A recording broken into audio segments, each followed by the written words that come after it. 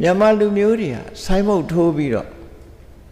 လှူလေးတန်းလေးရှိကြတယ်လှူတန်းတာကိုဆိုင်းမုတ်ထိုးလေးရှိကြတယ်တချို့ကအပြစ်ပြောတယ်ဘုန်းကြီးတို့ကတော့အပြစ်မမြင်ဘူးဆိုင်းမုတ်ထိုးခြင်းဟာမူလရည်ရွယ်ချက်ကဘာလဲလို့ဆိုရင်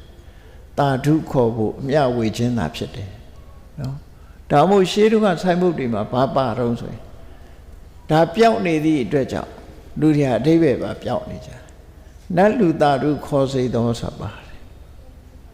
ဟုတ်ရှင်းတော့ပေးစားတွေလှူတာအဖြစ်ဘာလူနတ်လူတာဓုခေါ်စေသောပဲအဲ့ဒါအမျှဝေတာကုသိုလ်ကောင်းမှု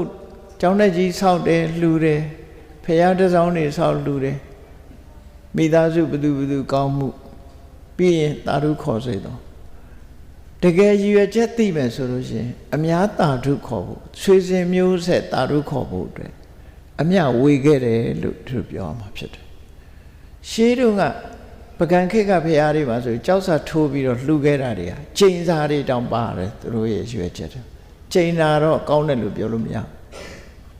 ဘယ်လောက်ထိအောင်ချိန်ထားတော့ဆိုလို့ရှိရင်ဖတ်ဖူးတဲ့လူလည်းရှေးကောင်းရှေးလိမ့်မယ်ရှေးအောင်သမိုင်းကိုလေ့လာကြည့်မယ်ဆိုရင်